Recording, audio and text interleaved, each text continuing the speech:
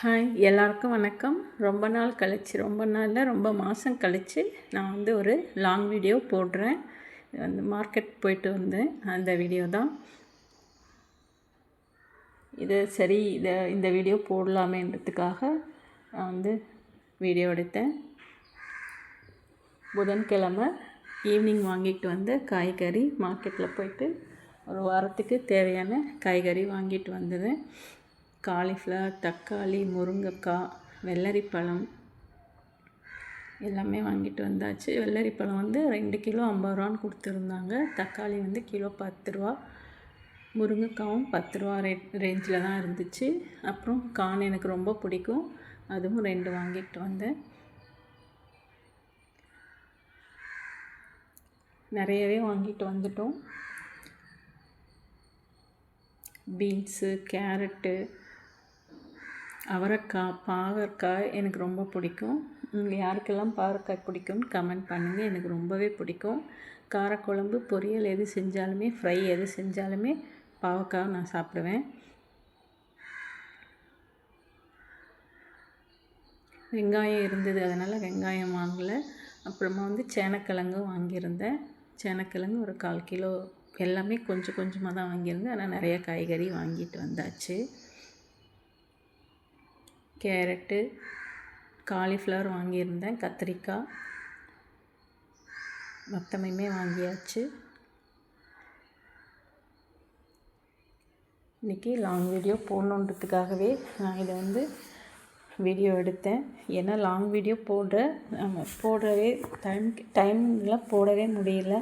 இனிமே நிறைய வந்து லாங் வீடியோ போடணுன்னு நினைக்கிறேன். ஷார்ட்ஸ்லேயே போடுறதுனால அதுக்கு டைம் சரியாக போயிடுது. லாங் வீடியோ நிறைய போடணுன்னு நினைக்கிறேன். இனிமேல் கண்டிப்பாக வரும். நான் இந்த மாதிரி வீடியோ போடுறது, சமைக்கிறது, என்ன சமைக்கிறது நீங்கள் கமெண்ட் பண்ணுங்கள். கண்டிப்பாக நான் வீடியோ போடுறேன். அப்புறம் சக்கரவள்ளி கிழங்கும் வாங்கியிருந்தோம். நிறைய காய் வாங்கியாச்சு. தர்பூசணி பழம், வெள்ளரிக்காய் எல்லாமே வாங்கிட்டு வந்தோம். வெயிலுக்கு வந்து வெள்ளரிக்காய் சாப்பிட்றது ரொம்பவே நல்லது. தர்பூசணி பழமும் வாங்கிட்டு வந்திருந்தேன். பீன்ஸ், கத்திரிக்காய், முள்ளங்கி எல்லாமே வாங்கிட்டு வந்தாச்சு. கொத்தமல்லி, கருவேப்பிலை, புதினா சேர்த்து அந்த கட்டு வந்து 20 ரூபா.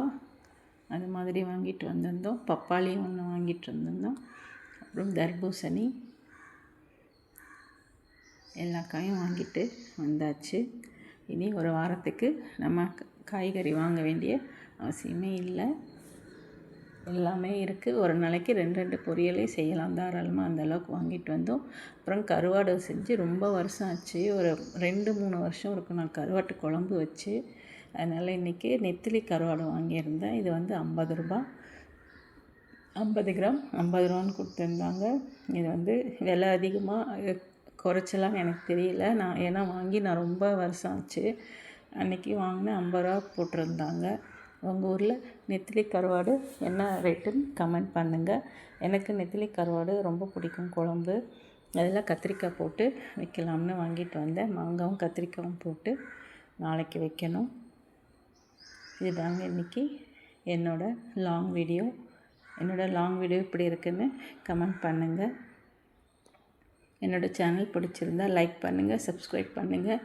இதை எல்லாத்தையுமே வச்சு ஃப்ரிட்ஜில் ஸ்டோர் பண்ண வேண்டியது தான். என்னால் தான் ஒரு பெரிய வேலை. நான் நிறைய காய்கறி ஃப்ரிட்ஜில் வச்சு சாப்பிட மாட்டேன். ஆனால் இங்கே வந்து இப்போ வாங்கிட்டு வந்துட்டேன்.